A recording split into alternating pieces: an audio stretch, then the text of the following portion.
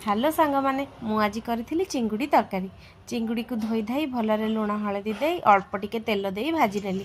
अल्प तेल रे चिंगुड़ी भाजिले चिंगुड़ी टाण हबनी, नरम रहिबो, खाइबा को भी स्वाद लागिबो। एबे चिंगुड़ी भजा हो गला परे टिके तेल दे आलू भाजी रखी नेली। तापरे तार मसला बनेली। मसला पाई रसुण, कंचा लंका, धनिया पत्र, अदा, पियाज, टमाटो आउ सुखिला मसला रे गोटा धनिया, गोटा जीरा, गुजराती आउ डालचीनी। आगे प्रथमे आमे जीरा, धनिया, गुजराती आउ डालचीनी को टिके ग्राइंडिंग करदबा। तारे सेथिरे आमे कंचा लंका, धनिया पत्र, अदा, रसुण देकी आउ दी थर घुरी दबा। सी पूरा फाइन पेस्ट हबनी, दरदरा रहिबो। एटा बाटी ही सारला परे रसुण, अदा, कंचा लंका, धनिया पत्र बाटी हैला परे सेथिरे एमती हे जिवो, एमती देखा जिवो।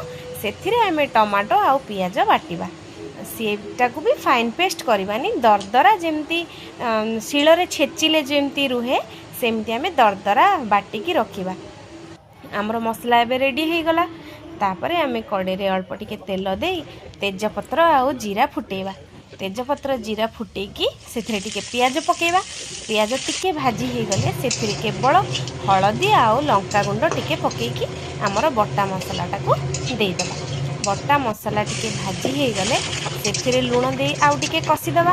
भलरे कसी देकी 10 मिनिट मसला कसिकी तापरे चिंगुड़ी आउ आलू को कसी नबा। 15-20 मिनिट चिंगुड़ी आउ आलू को कसी कासी गरम पानी रखिथिबा करके गरम पानी टाको तरकारी रे दबा। गरम पानी तरकारी देले बहुत बढ़िया टेस्ट आसीबो। तापरे हमर सिझी गला परे गरम मसला आउ धनिया पत्र दे चिंगुड़ी तरकारी हमर आजि पई पूरा रेडी। आपण माने भी निश्चित घरे तैयारी करके देखंतु एमती स्पेशल चिंगुड़ी तरकारी। आउ मते कमेंट रे जणांतु केमती हैला आपण मान।